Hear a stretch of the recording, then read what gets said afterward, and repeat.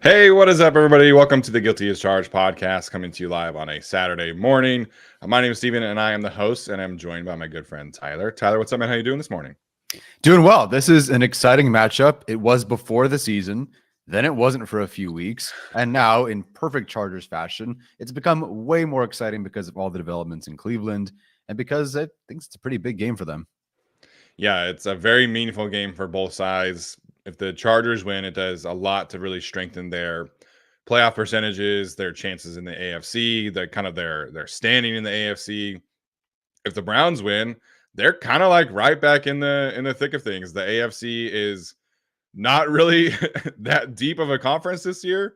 I mean, you have like your five teams who are kind of our staple playoff teams, and then you got a whole mess of teams who are, including the Chargers, are not necessarily the strongest playoff contenders. So, very important game for both sides. Obviously, Jameis Winston starting has really kind of changed the dynamic in Cleveland. I was on a Browns fan show on Tuesday, and they were saying that like it's just like reinvigorated the team. There's way more juice around the team, way more juice around the fan base.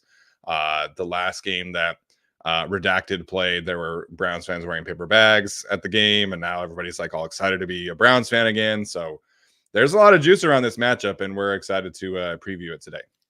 Yeah, that's certainly fantastic. Great news. I'm really happy for all of them. Yeah, it's we were hoping and praying for Deshaun Watson game, considering he's awful and been one of the worst quarterbacks in Cleveland's history, which is saying something. But Yeah. nope, Jameis Winston, and who knows what that game will be. Yeah, we'll dive into a lot of the specifics here today. On a surface level, we'll see how much of a backup bump the Browns are going to get.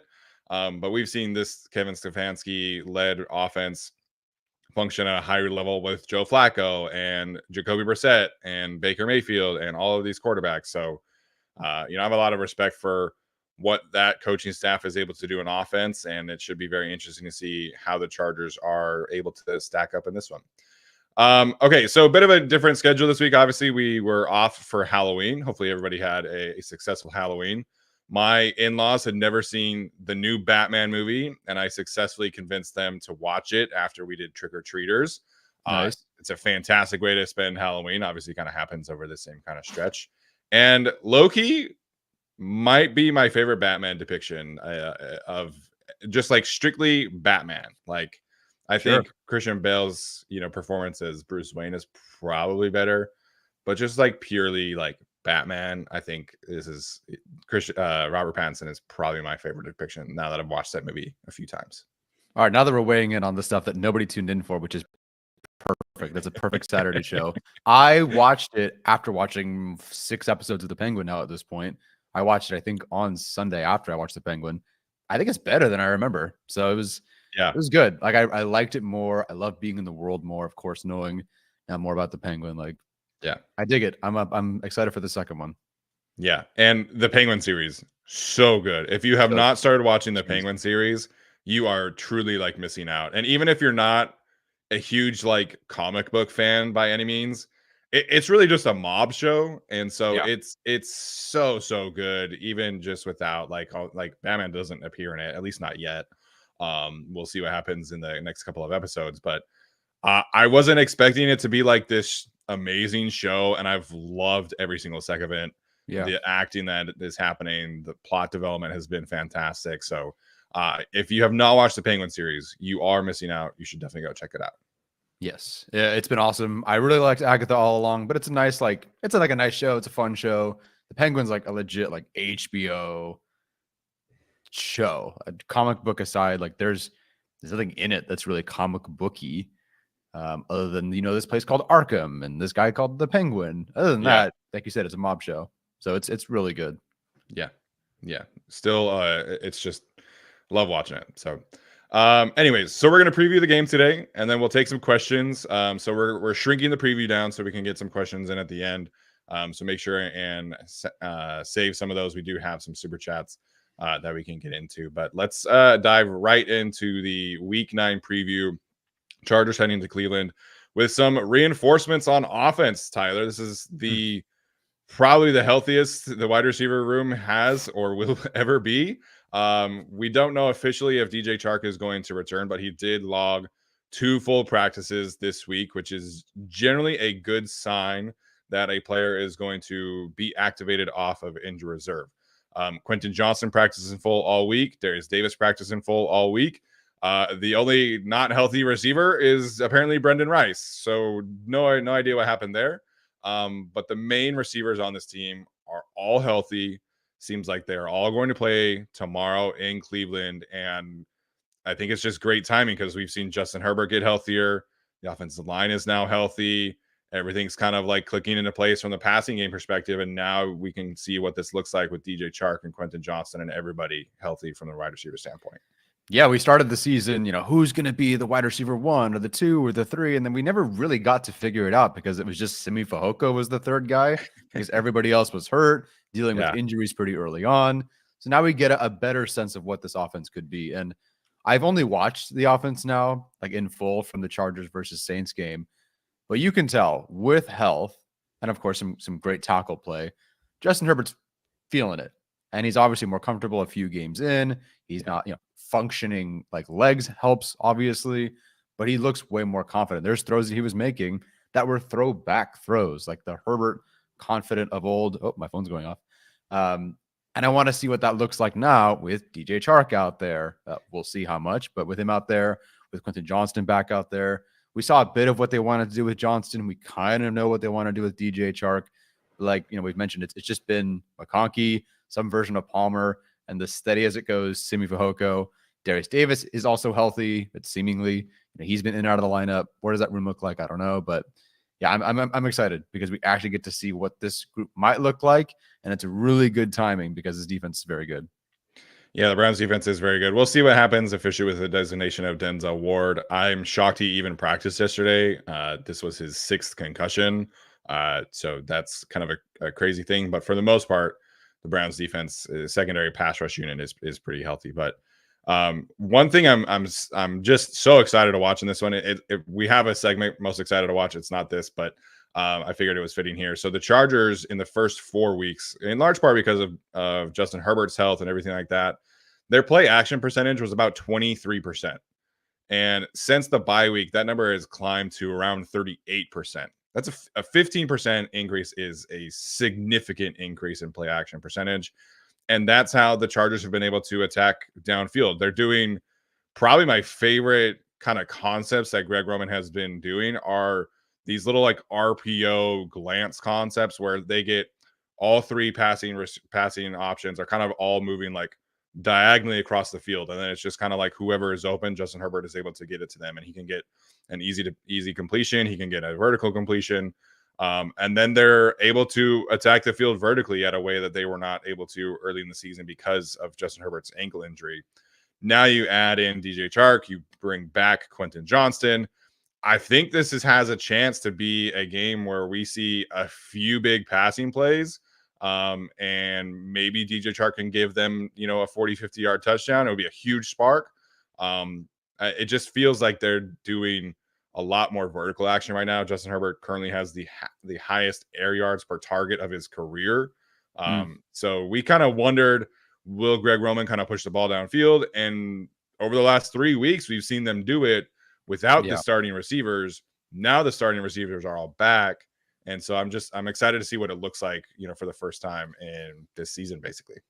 Yeah, no, I completely agree. And this is a huge test for them. The defense, obviously, we mentioned, but it's the best one probably the rest of the way outside of Kansas City, which, of course, traded for a guy, and they'll be pretty good too. That's in Kansas City. But I wanted to know, and we'll get into this more in a bit, but I really wanted to know what the Chargers at their full-ish strength looked like against a very good AFC defense, because that'll kind of tell me how they go. We knew it by this point last week or 2 weeks ago or 3 weeks ago, the defense was going to be good at this point. But we needed to know how good this offense is going to be against good AFC competition. We talked about trading for different players. The Chargers, we'll see how they do in this game. But if they find success against the Browns, you might not find them trading for a player, being super active in trading for a player, because they feel like they've got the chemistry going. If they go out and kind of dismantle the Browns, which I don't really expect, If they have a good game in Cleveland, I think they're feeling pretty good. I think they stand pat. So it's funny, we wanted a receiver, we wanted a tight end or whatever. They go to Cleveland and play well because of the returns of guys like Chark or even Hayden Hurst. Then perhaps they stand pat. Yeah. Yeah, we'll see what happens there. The Chargers offense still is not, kind of climbing up the success rate and EPA per play charts like I would hope. But EPA per dropback has obviously steadily increased since Justin Herbert became healthy. So it's still kind of like a 20th ranked offense right now, like kind of at their best. There's a lot of projection here because they have not been very healthy so far this season. So I just, if this unit can get organically up to 15th, like, then you can definitely see this front office saying, hey man, like, we don't really need to mess with things, like, we're getting so many people back anyway. So I'm sure we'll get lots of trade questions here in a minute, but this passing game getting healthier is huge. As Eddie points out, Will Dissly has been fantastic, and now Hayden Hurst is coming back. And when Hurst was healthy, he was out snapping Dissly on like a 3-to-1 ratio. So I'm very curious to see what happens there. Other injury news: Joey Bosa somehow practiced this week and is going to play more snaps than last week. I have no idea how that is possible after watching the way that looked on tape. He tweaked something. It was never confirmed what that was. Jim Harbaugh did say that it was not his hip, but he was injured and he did not finish the game. So I don't really know what's going to happen there.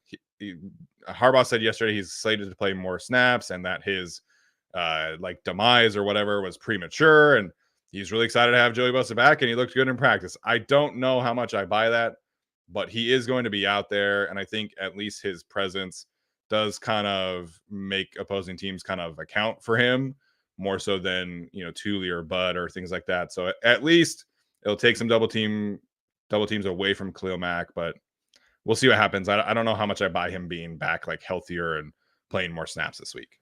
Yeah, it's not at all what I expected. Obviously, I didn't watch the game live, but discussed pretty early on in that game, like, Joey Bosa is out. He doesn't look like himself. You see some clips, and he doesn't look like he's playing 100% healthy. And so it seemed like, great, now Joey Bosa is not going to be trending towards playing, or if he's playing, it's again very, very limited. Not many snaps. And then, suddenly, we'll see an increased workload this week. Okay. I hope that's best for him in a season, long-term in the season. Again, I don't care if he only plays 10 snaps every game for the next 5 games, if that's better for him in week 16, 17, 18, and then hopefully into the postseason. So we'll see. Again, the defense is better with him out there. This is not that it's a juggernaut offense, but they have a lot of pieces. So, of course, you'd love to have Joey Bosa out there. But sure. I don't know, man. I'm worried. I don't want to see another setback this week.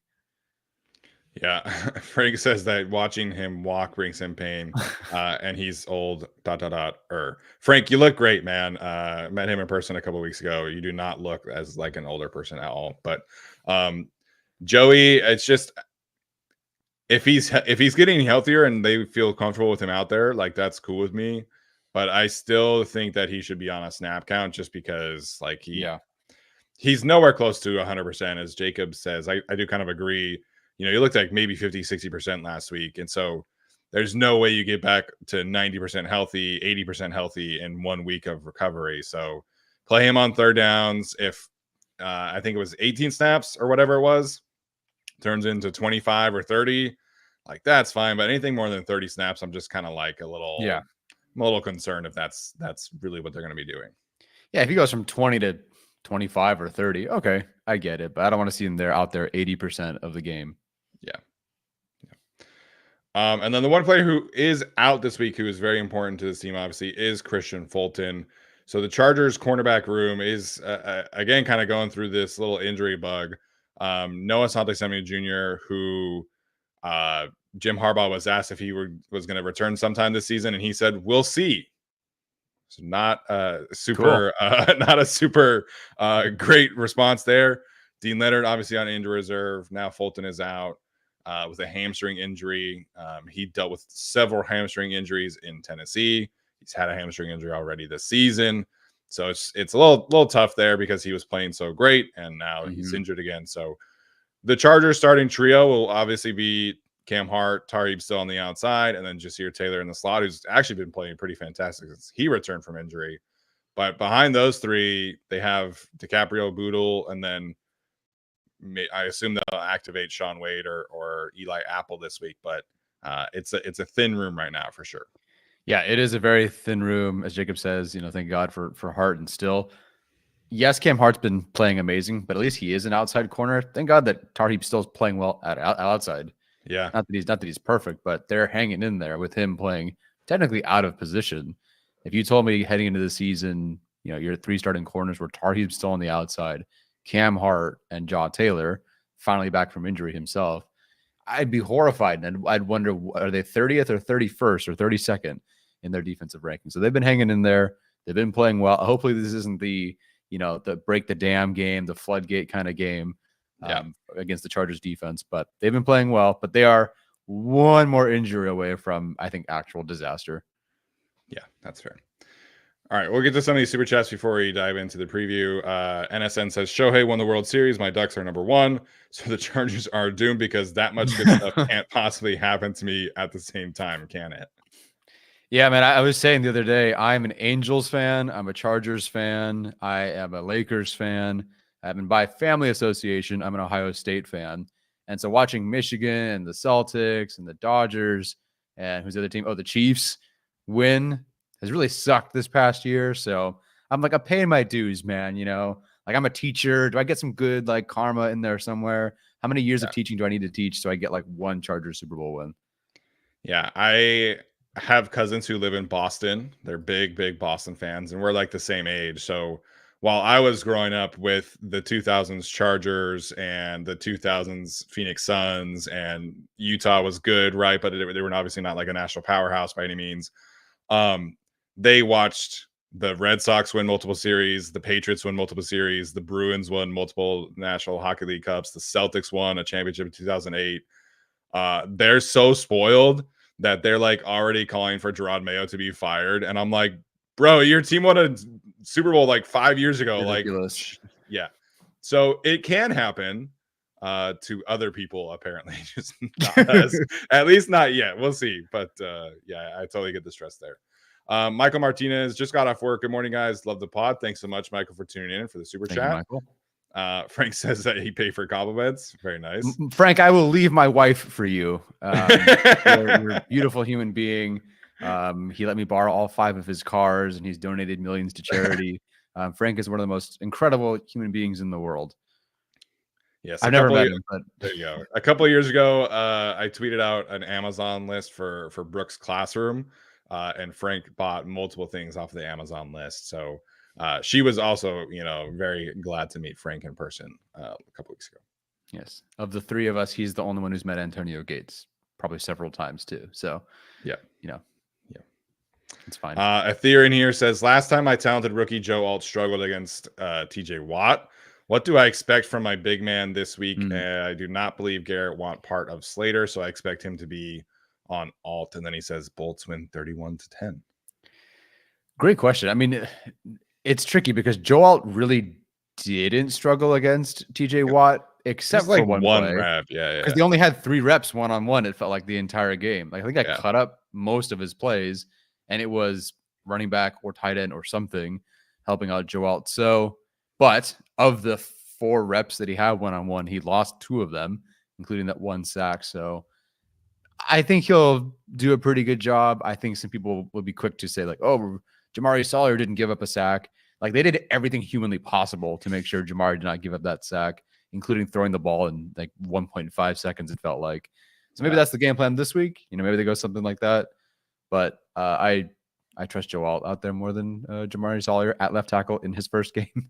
So yeah, I think he'll do fine, but I don't expect him to struggle. I don't expect him to dominate either. Should be a good game. Yeah, I don't want to spoil too much, but more on Mr. Myles Garrett and Joe Alt and Rashawn Slater here in a minute. All right, let's dive in here. Again, we're going to shorten the preview a bit here. So we're going to talk first about what are we most excited to watch on Sunday? I think we might be potentially on the same page here this week. But Tyler, for you, what are you most looking forward to tomorrow afternoon? I don't know if we're on the same page or not, although I think we are all excited to see. Look, guys, I didn't get to see the Ladd McConkey 100-yard breakout game. So I want it to happen again this week. I want him to break another 100 yards this week. And in particular, because of how often the Browns are running man coverage. They run the 4th most man coverage in the league so far this year. Ladd McConkey is specifically good against man coverage. And Justin Herbert has been specifically good against man coverage. Now, they can also get after the passer too, but they do run a lot of man, which I'm not saying is a bad thing. But when you're Ladd McConkey, tends to work out for you. He is among 57 receivers with 10 or more targets versus man, 2nd in receiving grades, 6th in total yards, 9th in yards per reception, 5th in yards after the catch per reception, 3rd in yards per route run, 1st in missed tackles forced, and 1st in passer rating when targeted against man. So I think if you're throwing man coverage at Ladd McConkey, he might win some this week. And hopefully, while I'm watching it and not at a wedding, cross 100 receiving yards. Does he have to cross 100 for it to be a good game? No, that'd be awesome. I don't need him to. But I'm excited to see how Justin Herbert and Ladd McConkey connect against a team that runs a lot of man coverage. And like I was sort of saying earlier, Justin Herbert, what he was doing on Sunday against the Saints, I think we've seen kind of like angry, maybe Justin Herbert. We've seen happy Justin Herbert. We've definitely seen frustrated Justin Herbert. He started to get into like this kind of fuck you Justin Herbert like mode. There's a couple of times and a couple of throws and the run, and we've seen now at this point all the facial reactions and stuff like that. That 38-yard run where he just split 2 defenders standing on the other side of the field 10 yards away is nuts. So he's just kind of in this zone right now, and I think him and McConkey are going to have some fun on Sunday. Yeah, the chirping hands was fantastic. The rush, I think, was such a clear sign that he is healthy and trusting things again, because last week or 2 weeks ago, I guess, that's a 6-7 yard gain and a slide. Like that's not a 38, 40-yard rush or whatever it turns into. So Justin, in the way that he's kind of gotten back healthier, and now he's really trusting himself, trusting Ladd and trusting Joshua Palmer, and like he's really playing free out there. And it's just been great to see. And I think the decision making has been fantastic. And he said this, like there's a couple times where he'll take a sack that he probably shouldn't. And I do kind of tend to agree, but he does such a great job on 98% of the dropbacks of making the right decisions, that I frankly don't really care about the other ones. Like he's a machine. He is a cyborg. He operates at such a high level.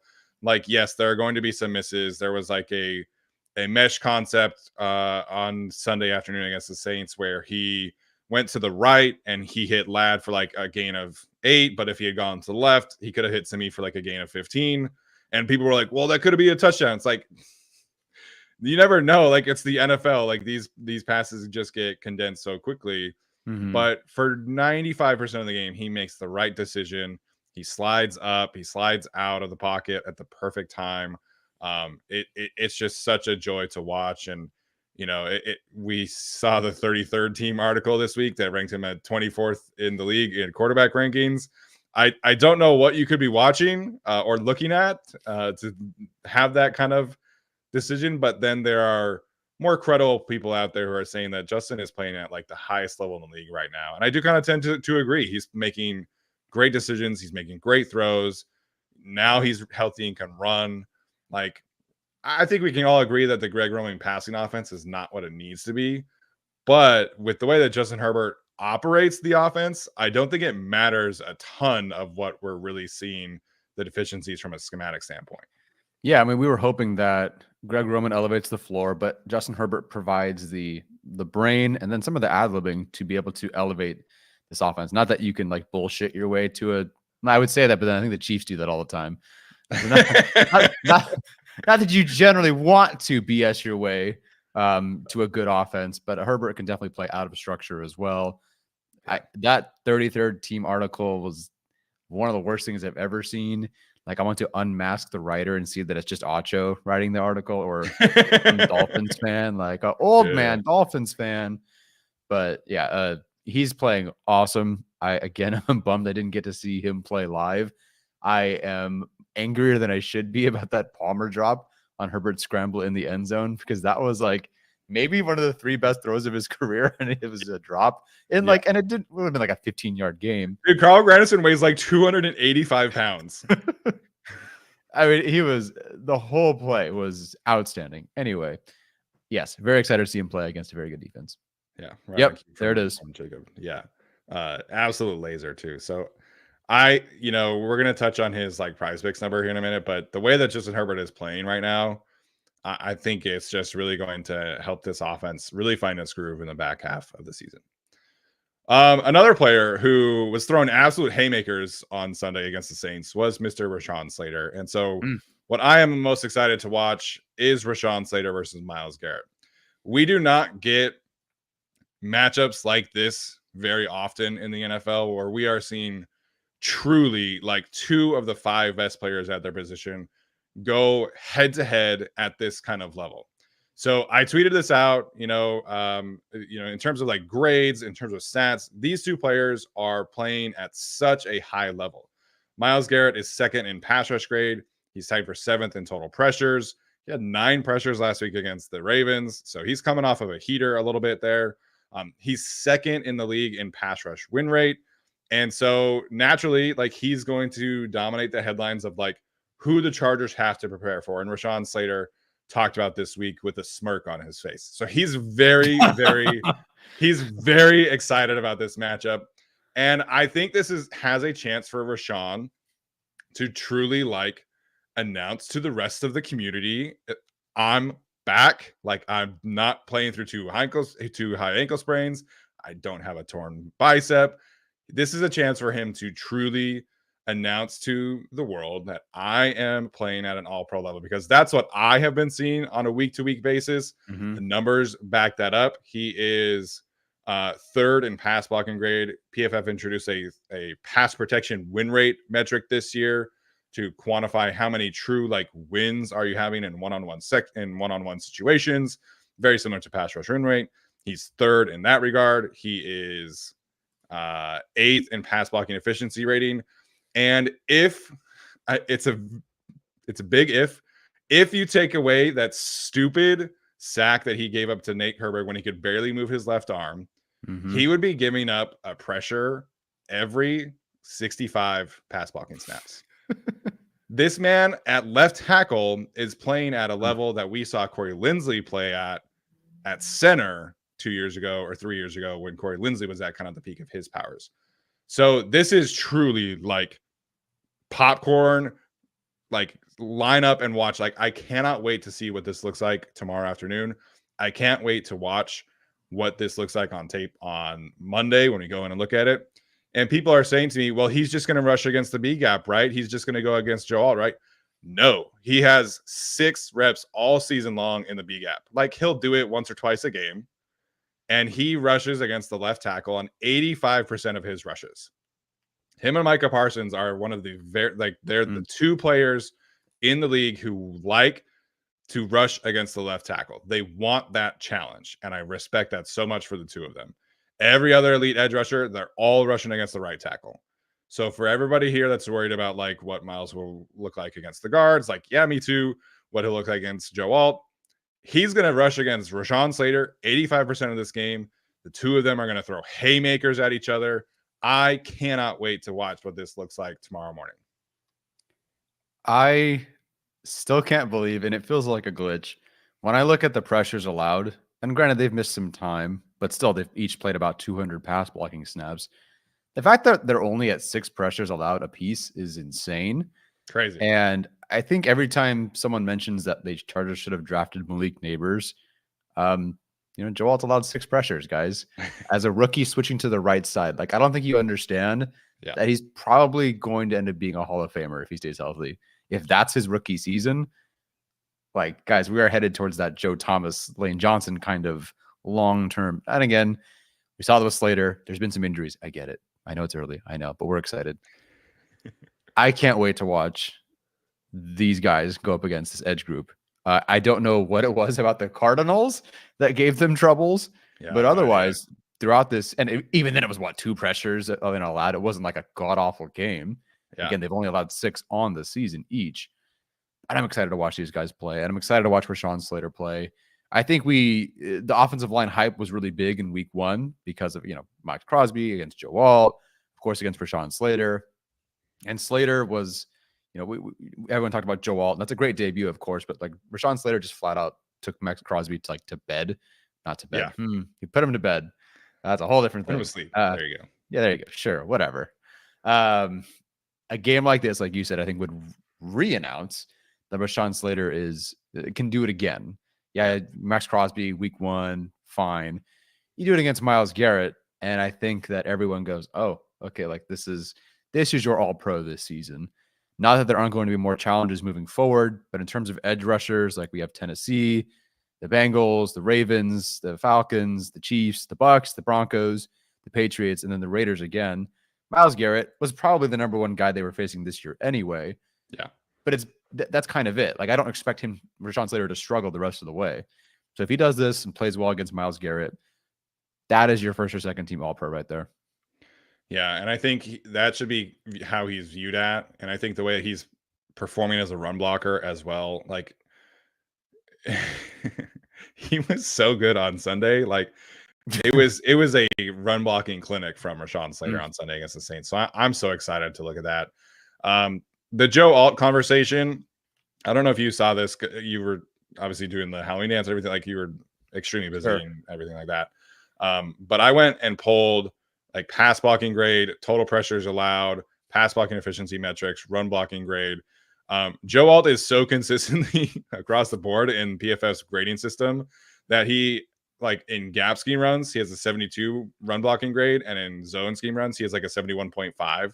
Like, so he's above 70 in everything. And so the only other rookie offensive tackles who have been above 70 pass blocking, run blocking grades, above 97.5 pass blocking efficiency rating, and allowed less than 10 pressures in the first half of the rookie season, it's Joe Alt, it's Rashawn Slater, which like of course, like checks out.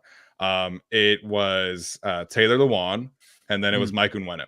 In the history of PFF, Joe Alt is doing things that only 4 other offensive rookie tackles have done. So yeah, like pretty good company. When you look at Timu Rick's island rating, Joe Alt is next to Andrew Thomas and Panay Sewell. Like, we need to stop talking about the Malik Neighbors thing, please. Joe Alt is playing like truly, truly high level football.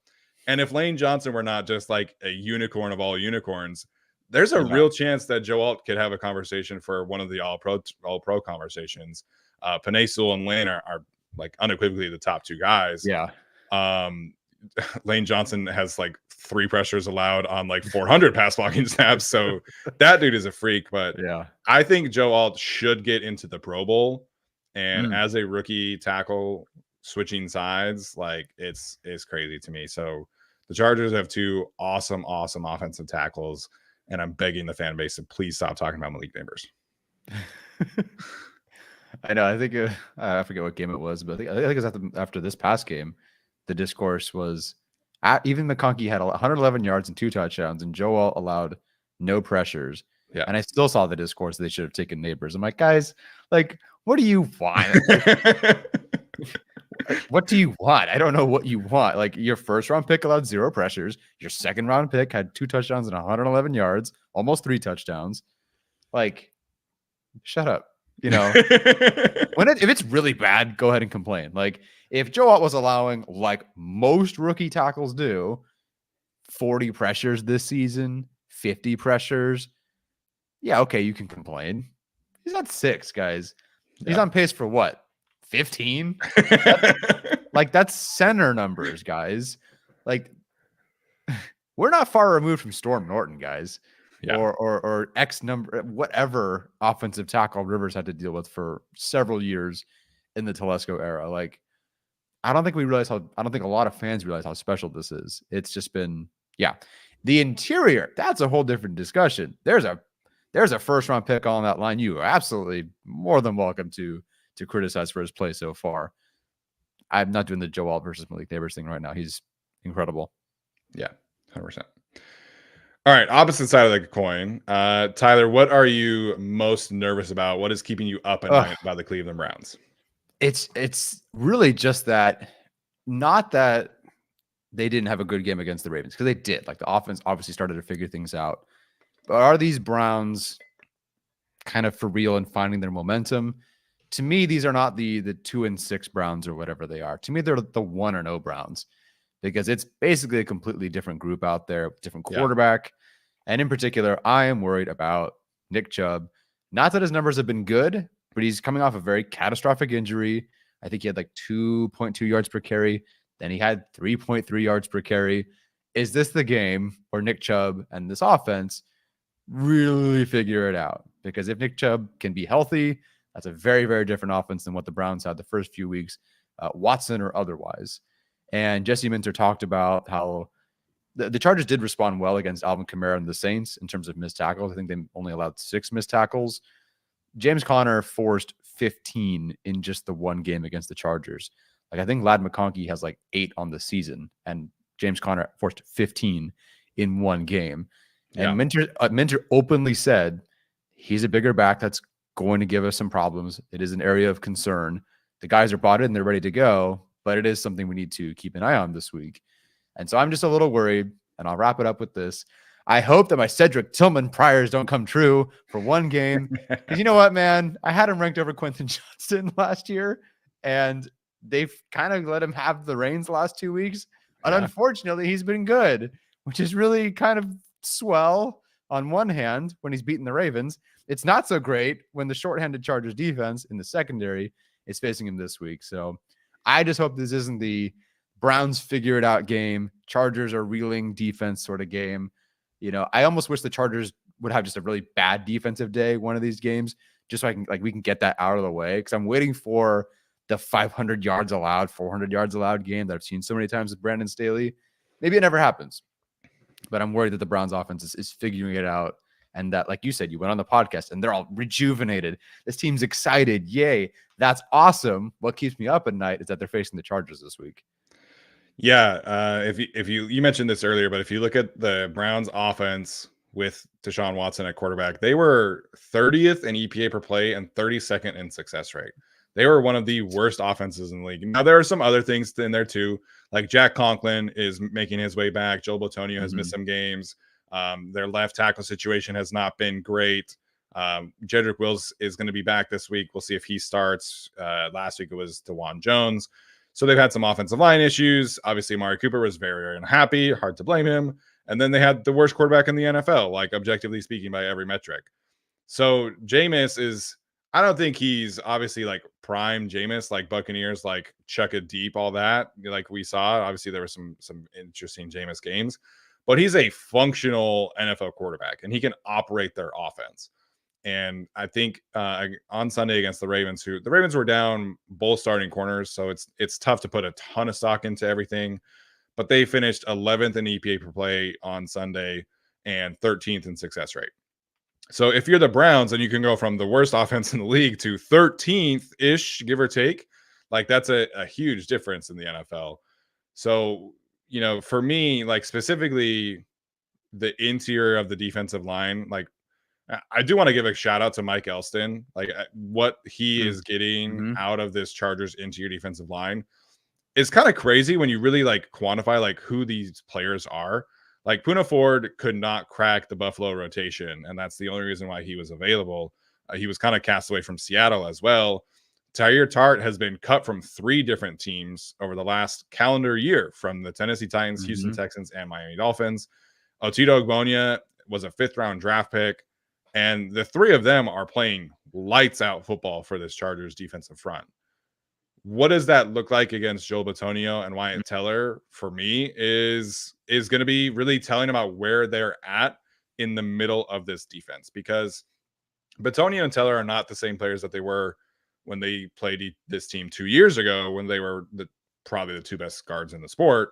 They have each kind of taken a step back with a lot of injuries and things like that, but they're still Joe Bitonio and Wyatt Teller. So it's kind of a measuring stick in the middle for me.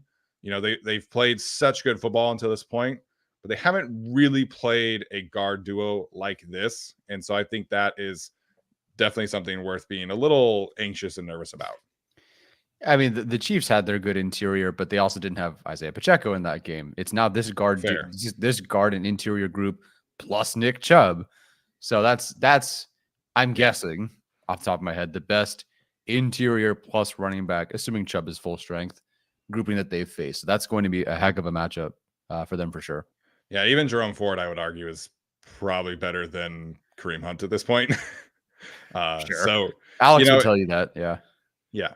So how this group kind of handles this, I think is super interesting. It feels like overall a very like measuring stick type of game for the defense. Like, how can you handle one of the best schemers in the league? Kevin Stefanski is like, they're going to be ready to catch the Chargers and their weak points, right? Like, if this is a bad day on Henley coverage game, that's going to be something that Kevin Stefanski is just going to pick at all day long. If this is a bad interior defensive line game, he's just going to pick at it. So Kevin Stefanski is a great offensive coordinator. The Browns have a personnel grouping that I think is very, very good.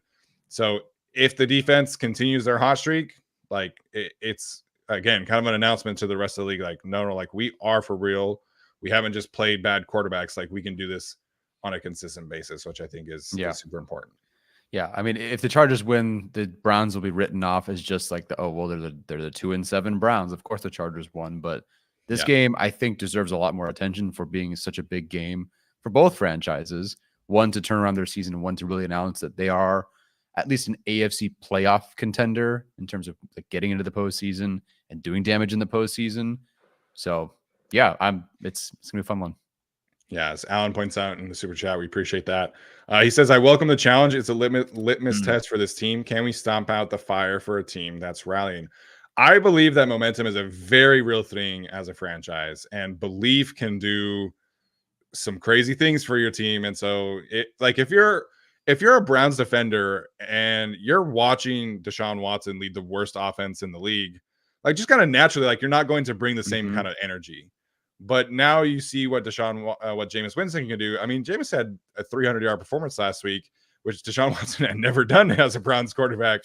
So now it's just like, okay, I'm going to bring a little bit more juice. So just naturally as a team, I think the Browns are going to be a little bit more fired up. So I think this is a great way to put this. The team is rallying. There's a new sense of belief and urgency.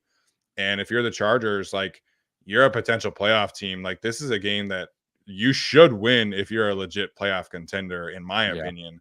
And so if the Chargers can go into Cleveland and win this game, I think it just has the chance to really be kind of a springboard performance for them. Yeah, this would be the toughest team that they've beaten all season. Not the toughest team that they've played, but they've only beaten the Raiders, not great. Panthers, not great. Denver, mixed bag. Saints, clearly not great. This would be okay, we actually can beat a good team. Record aside, and I hope people remember that the record of the Browns this season is not what they're currently at as a team. Now, maybe in 5 weeks, sure, maybe the team's a dumpster fire. Right now, this is a good team. It's a well-coached team. It's got a good front office. It was literally everything was there, but some health and that quarterback of all things, the quarterback, which this regime didn't even want. The owners did. So yeah, this is a roster that made the playoffs with Joe Flacco at quarterback for the back half of last season. So they played like 6 different starting quarterbacks last year. They still made the playoffs. This coaching staff is really, really good. The roster is really, really good. So this is a big, big test for the Chargers. Yeah. Random Mike Vrabel is also their game. Yeah. Yeah. Maybe future head coach of the New York Jets or something. I don't know. We'll see what happens there.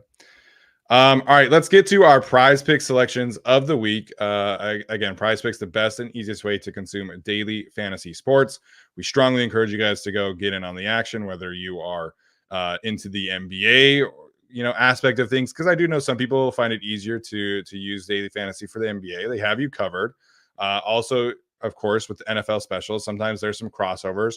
There was a great crossover this week between Bronny James, which I can't believe is a thing, and I think one of the rookie quarterbacks. So hopefully you guys were able to get on that action. So prizepicks.com/guilty, code guilty at checkout for a deposit match up to $100. Tyler, what has your attention for the Chargers in terms of a PrizePicks selection?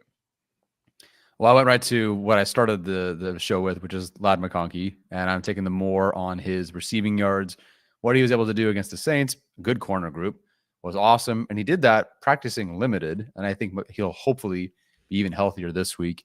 He's at 54.5 receiving yards. I would take the more there. With Justin Herbert, I expect him to find success. You can take the more on the the passing yards or not. I went with pass completions. I think that they are going to be throwing a good amount. They've let Herbert throw a lot more, and he's making such good decisions that I'll take him at more than 20 pass completions. Maybe that results in 300 yards. Maybe it results in 195 yards. I don't know. But I think he makes such good decisions that I trust the completions to be there. And then with Quentin Johnston, I have him on the less than 4.5 receiving targets. I don't even know what his role is going to be in this game. Yeah. But with McConkey starting, with Chark potentially taking a lot of snaps, Simi Fajoko's out there. Jalen Reagor is kind of a thing now. With Josh Palmer being healthy, I don't even know who's going to get more than 5 targets outside of maybe McConkey and Disley.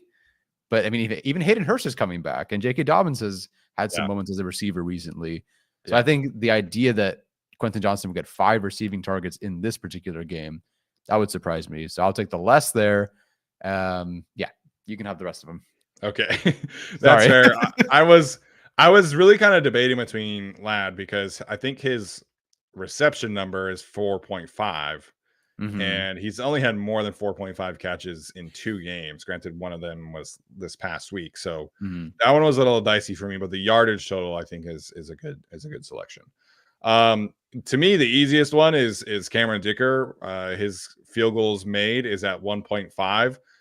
In the last 3 weeks, he's hit that every single game. Obviously, he had 3 against the Broncos, 5 against the Cardinals, and then 2 this past week. It's a combination of a few things, right? The Chargers' red zone offense is still kind of going through some struggles. Jim Harbaugh is very conservative when they get to that point. Like, he generally almost always takes the points. And Cameron Dicker is a fantastic kicker. So I think until that number goes higher than 1.5, I think that it would be wise to just kind of like hammer that selection every single week. And then Justin Herbert's passing yardage total was 226.5. He's easily eclipsed that over the last 3 weeks. So we went from, I think 1 week it was like 185. Yeah. Or like 179, maybe. Like it was really, really low. Now we're back up to 226, and Herbert, I think, should pretty easily complete that. We pointed this out a couple of weeks ago, but the Chargers have been one of the most pass-heavy teams on first down over the last 3 weeks. And so I think they're kind of realizing like this guy is who we think he is. So that yardage total, I think, is pretty easy for me. So those are the 2 ones that I was most interested in. Yeah, that's great. On the Browns side, same thing with Dustin Hopkins. I don't know if in Cleveland means much, but Dustin Hopkins has been awesome. And so I'll take him on the more and 1.5 field goals made. And then I think there's another one in there. I don't know. You can pick another Browns one. I dared not touch the Cedric Tillman yards one. I didn't really want to touch any of the Cleveland receivers and their yards because I don't know what to expect of this secondary, but the Chargers have been playing pretty well overall. Yeah, I mean, what's Tillman's number at? I think it was like 55.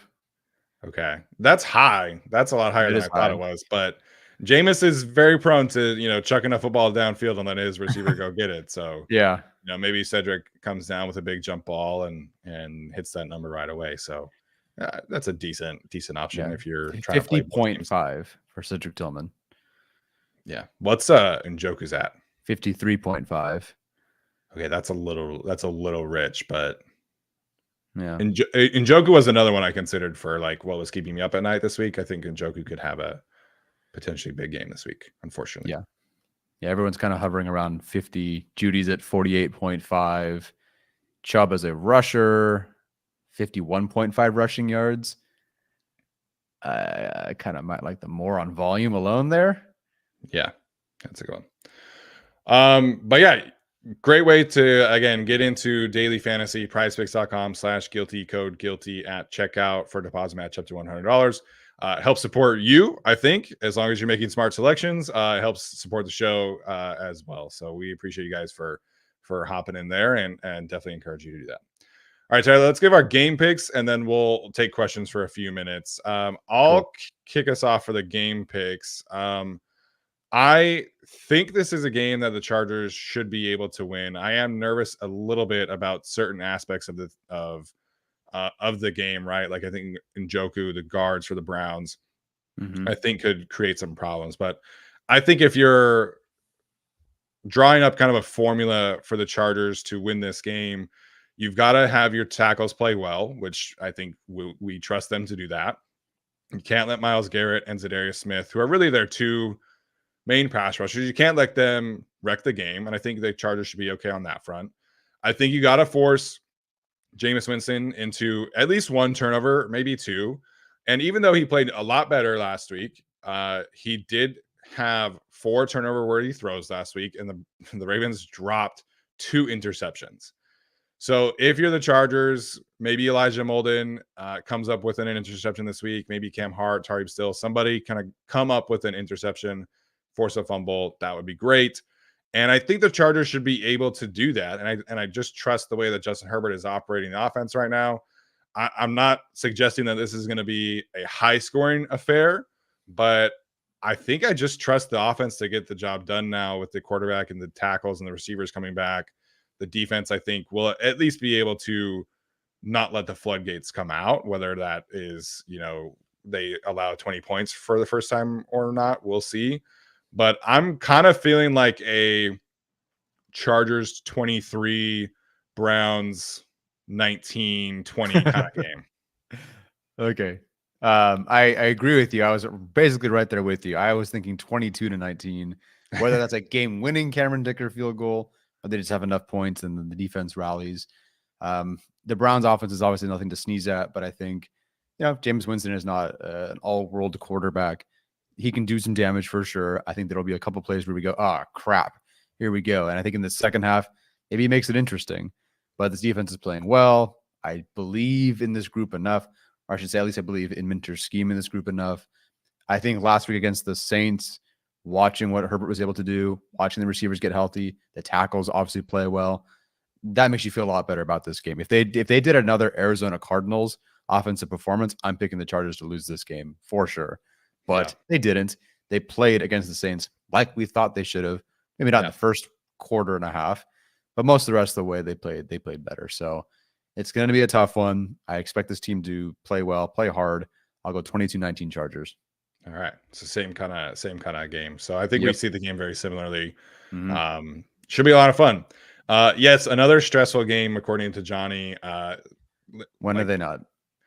Yeah, they've had a couple blowouts. Obviously, they beat the pretty, Panthers and the Saints, but I mean, this is the NFL. Like 85% of these games are one-score games in general, so it should be on. I think this is it's just a Chargers team that's going to kind of live in this world this year until next year when they can kind of get more resources and opportunities. I think they're just going to kind of be this team where they, when things are clicking, they can look really good. Otherwise, they're just kind of in these scrap fights, and I think that's kind of how Jim Harbaugh wants to play football. All right, we'll take some questions for like 10 minutes ish, so feel free and fire away. K Rich, I see your super sticker here. I don't know if there was a question attached to that. If you do have a question, feel free and send one in, but regardless, we do appreciate the super sticker there. As people are sending in questions, go for it. I see that super chat. Go for it. Joe Cruz wants to know if we think the Asante Samuel Jr. situation is more than just an injury. It was definitely an odd circumstance when he suddenly had that injury and then went on IR. I don't think it is. I think two things will be true. I think if Christian Fulton is back, I think Cam Hart is the starter opposite him. Yeah. And I also think that Asante Samuel Jr. has some sort of shoulder injury. So I think both things can be true. I don't think that Cam Hart starting is related to like a fake injury for Asante, if that's what we're kind of getting at here. Yeah. So I don't think it is, but I also don't expect Hart to give up that job if he plays well this week. Yeah, I don't know. It would be highly irregular for a team to put a player on IR just because, like, if they wanted to bench him, they could have just done that. Like, you don't need to put a player on IR. And the cornerback room has been injured. Like, I think even if you are trying to give these young players more time and you're benching Asante, like, would you rather have Asante out there or like they put Shaun Wade on the active roster for a game? Like, I think you would rather have Asante on the roster. So I think it is a weird situation. but I'm also like not super surprised that this team has, they're not publicly saying this, but I think Cam Hart is keeping this job. I think he just fits Yeah. what they want in this group. And I think, I was listening to Derek Klassen talk about kind of the Baltimore-esque, type of secondary. And they almost always have like a 6'2" corner who's tall, lanky, tackles, has the ball skills. Like Cam Hart just fits to a T what this group has traditionally liked. And yes, he was a 5th-round draft pick, but if there wasn't that shoulder issue, he probably is a top 60, top 75 draft pick, maybe 3rd-round pick. So the Chargers got him at a value, and I think he's rewarded them tremendously. So I think Asante, when he is healthy, I think he'll be back on the roster, but I don't think he is going to be a starting corner for this team unless there's injuries in front of him. I guess it wouldn't be considered a benching, and even though he would be not a starter. Have the Chargers benched anyone this year? Minor injuries. I mean, they've Hymas, kind of relegated Brendan Hymas and Jordan McFadden.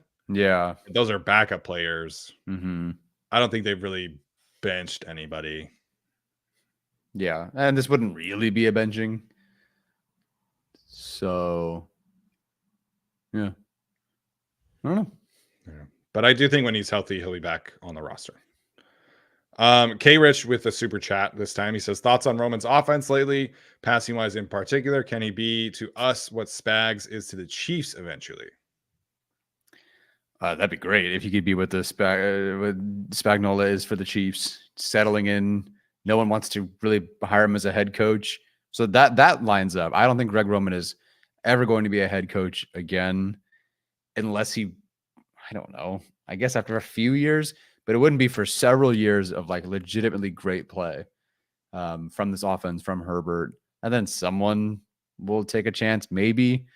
But I see him settling at least for a good number of times or a number of years. Passing wise in particular. Oh, sorry, that's the second part. I've liked it. I think I've liked I haven't liked the timing. I've liked the calls more so. And I haven't liked the execution. I've liked the calls more than the execution and the timing. I think those have improved, though. And so I think it's been better. As Steven has talked about several times, Greg Roman needs guys to be healthy to execute the offense. Yeah, like no duh in general. But I think Greg Roman, Joe Lombardi, these guys specifically need the talent to be healthy. It's been healthier. It's been better. So that. Yeah, I think in terms of the Spag stuff, like sticking around, sure. Like I think that part is real. Spags is also probably the best defensive play caller in the league right now, or certainly one of the 3 best. I don't think Roman is really ever going to be that for the Chargers. I think if you're the Chargers, you're probably like best case scenario is that he's like a top 10 play caller. And, there have certainly been times across his history where that was probably the case, but you don't have the horses right now to run his ideal offense. Like, the Will Dissly thing is really cool. He's on pace for a career high in receiving yards. That's a strong departure from Mark Andrews and Vernon Davis and Colston Loveland and like, etc. We'll see what happens with Colston Loveland. They might be able to get him next year. I don't know. But it's tough to really function this offense without that centerpiece at tight end. And then they haven't really had a vertical receiver. Like Jalen Reagor has been their best vertical receiver this season, which is kind of crazy. And then the running back situation has not been like, I don't think ideal. J.K. Dobbins is playing much better than I would have expected coming off all the injuries. But, I think this is probably the worst we'll see of the Greg Roman offense. But I think he's kind of been who I expected. I wasn't expecting them to come in and just be world beaters on offense this season. But, I think passing wise, they're doing some good play action concepts. The RPO concepts are great. The like traditional drop back game is where Greg Roman has always been weakest. And I think that has shown up this season on a few occasions. Yeah. So as long as they continue the momentum, I think we're off to a solid start. And I think we'll feel better that Herbert next year is not learning a new offense and we're rehyping some new offense and letting Herbert cook and blah, blah, blah, blah, blah. Yeah. I think him being in the second year of an offense will be nice. Yeah. And so the kind of brain trust of this offense is it's Jim. Obviously, I don't know how Mhm. much really he's like designing things, but he's an offensive player. So you have Greg Roman, you have Shane Day, you have what's the offensive line coach, Mike Devlin, and then Marcus Brady is kind of like the passing game coordinator. So Greg Roman's never worked with Marcus Brady before. He's never worked with Shane Day before. And so there is some aspect of that I think builds into how the passing attack looks. And he's never coached Justin Herbert before. So theoretically, in year 2, we would be able to see kind of a more efficient level of sequencing because everybody's kind of been together for a year kind of deal. Yeah. Mm-hmm. Next one here from Travis. He says that he loved the FU Herbert call and then BTFU. We appreciate the super chat and the comment there. Yeah, no one's going to give Herbert the MVP this year, but I think if he goes out and plays like he did against the Saints, against the Browns, he's not going to be 24th on the 33rd team's rankings. He might jump up to 21st or something. Yeah. Eddie Dale says, what is the biggest thing holding the interior offensive line back? A very significant question from the fan base. What are your thoughts about this? It's tricky because each of the 3 guys has kind of their own issues. One's a new guy, one was never a great starter, and then Zion's just been stuck in muck. I don't know how he's gotten worse, but he has. So it's all 3 of them. What's the biggest thing? I don't know, communication, breaking off assignments, like not getting stuck on the one guy and understanding that like after 1 or 2 seconds, there might be a second guy. But it's kind of a bit of everything.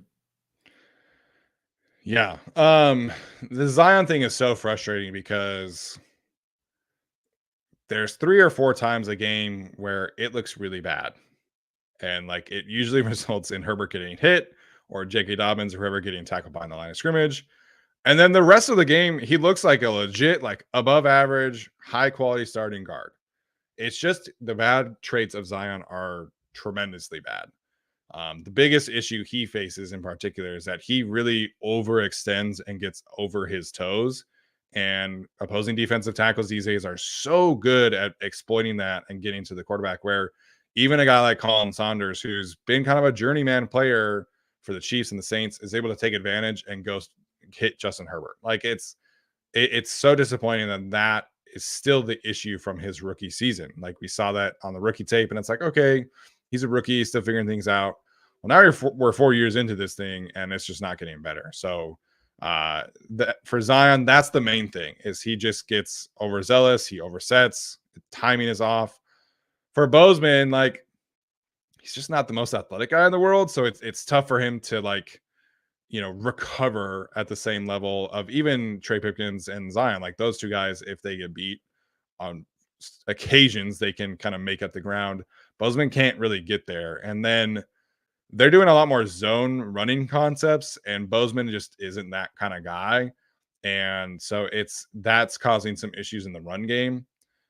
And then with Trey, he's never played guard in his life, and it shows up. Like it's kind of what I expected, but then also he's playing a lot better than I expected, like overall. So, it's just some deficiencies individually, and then there's the communication issues that are showing up. So theoretically, the communication issues should get ironed out at some point, but I think it's pretty clear that this trio is probably not going to be the trio next year when the Chargers have a lot more resources.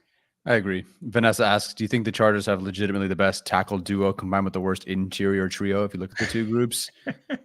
I think I don't know in terms of duos how everyone's performing this year, but you're hard pressed to find 3 more tackle duos that are better than the Chargers.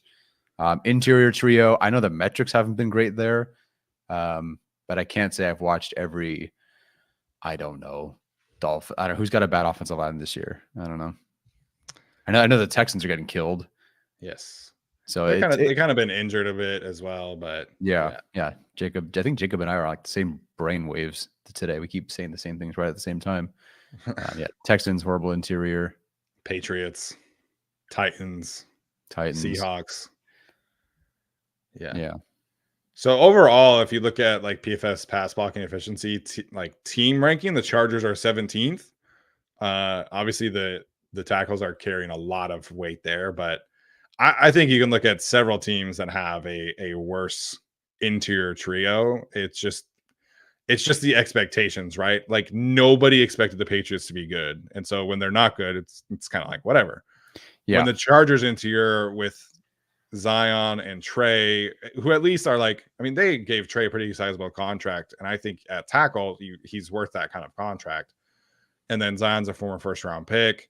Bozeman's at least like an established veteran. Like you don't expect that trio to be in this conversation, and so there's probably a little bit where they're not really that bad, but because of expectations, it just seems like they are really that bad.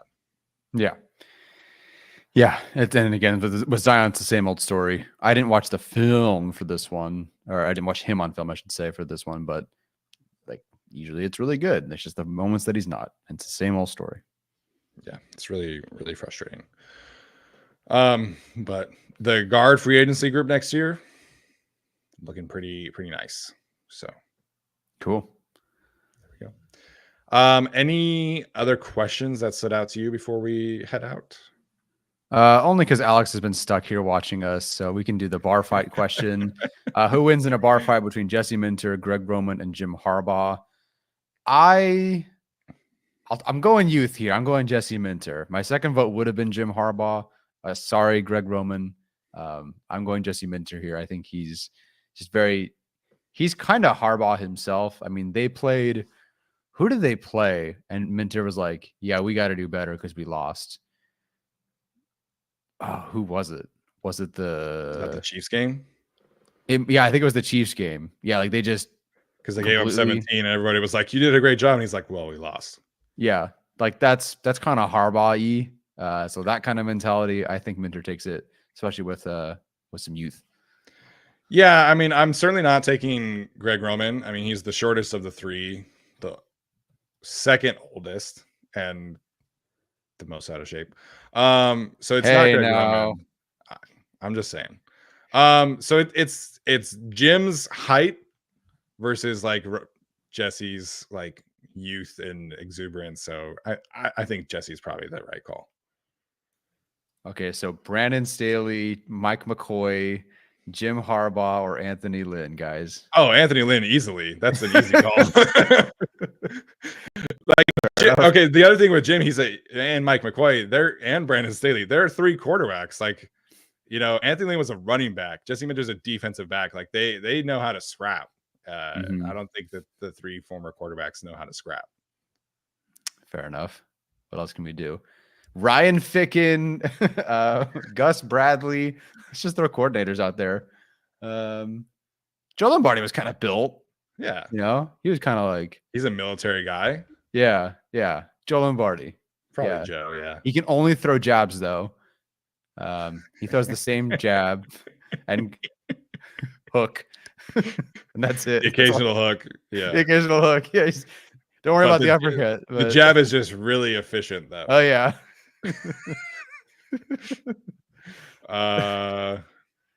Who else? Definitely not picking Norv Turner. No. Ken Wisenhunt. John Pagano. Yeah. I feel like Pagano could scrap. Shane Steichen. Rough week for Shane Steichen, I must say. Yeah. Dude, okay. I don't remember what the number is, but I was looking at completion percentage over expected, and like the second worst number is -2.5, and they all kind of stagger to like -2.5, and Richardson's is like -15. Like that's crazy. It's so bad. And they're like, "Oh, you think he's going to start again?" And what did he say? He was maybe? Like, maybe so? I hope so. If it works out, great. I was like, yeah, yikes. He's not been very good, but like, what did you expect? Like, you drafted him as a developmental project, and you're benching him 10 games into his career, like, and for what? Like, so you can go 9-8 and potentially make the playoffs with Joe Flacco. Like, I just don't get it. Yeah. Anyways. Steve Schmidt in here. He says hello from Gothenburg, Sweden. Wow. Let's go. Every Saturday we get a new international fan saying that they're from XYZ. I think last week was Portugal. Yes, that's correct. Anybody from Asia in here? Just Y'all ever watch? I don't know. We are very well represented in Europe. I don't know if we've hit Asia quite yet. I think I remember looking at our analytics a while ago, like when we first started, and it was like United States. No, sorry, it was California, obviously. And I think our second most viewed was like Alaska. I think we had like Alaska as like one of our highest watching like percentage, whatever. We get a lot of people in Oregon now too, obviously because of Justin. So makes sense. Makes sense. But yeah, Hagelin family very well represented in the Swedish Heritage Department. So we appreciate it for chiming in today. My parents went to Sweden last year, and actually, like, they went to a cemetery, and there was like 25, 30 tombstones with Hagelin on it. So it was pretty cool. I can't tell if that's cool or morbid. Like, that's where well, where I mean, like, it's just like cool, cool to see like that. That's where our family came from. Yeah, that is pretty cool. I think my gravestone for my family would be just like the terracotta soldiers. I don't know. Hey, Grandpa. We're buried in the wall, man. Oh my gosh. To me, this is a greater question from Frank, because Nick Hardwick and Navarro Bowman are like truly like badasses, and Nick has lost a lot of weight, so like he's I feel like he could keep up athletically with Navarro, but this would be this would be the best ticket, if you will, of the Chargers coaching staff. Yeah. By process of linebackers are playing better this season, I will go with Bowman. That's how I'll make my decision. Yeah. You know, Nick Hardwick's doing a lot of work with special teams. I don't know if his role has officially been like designated, but whenever I look at like the pictures, I always look at, and he's always kind of he's very involved with the punt team in particular. Be a little more involved this week then. From an injury perspective, Navarro definitely finished with a healthier career, so I think Navarro definitely has the health advantage there. Yeah, he can go forever. Mike Upati. I don't think he's actually doing it anymore, right? He was just there for the summer. Yeah, he was just there for the summer. Yeah, Will Tuguafu would be terrifying to fight. That man is large and angry. Oh yeah, that's the one I would pick. Yeah, defensive lineman, fullback, hybrid. Well, I guess that's Scott Matlock, but that'd be the scary one. All right, that's going to do it for us today. Tyler, any final thoughts before we head out? Big game, and I get to watch it, which means Ladd McConkey will probably have 99 receiving yards, but that's okay. As long as they win, I'm happy. We'll see you guys tomorrow. Okay, 99 is great. I would love that. Back-to-back weeks of plus 90 would be fantastic. All right. Like Tyler mentioned, we'll be live shortly after the game goes final tomorrow afternoon. Very excited to see how this pans out. Big litmus test for the Chargers. I believe from a data standpoint, a win bumps up their playoff percentage to like 65%. If they lose, it's like 30%. So pretty significant performance for the Chargers tomorrow. All right. That's going to do it for us today. This has been the Guilty as Charged podcast. We'll see you guys tomorrow. As always, Bolt up.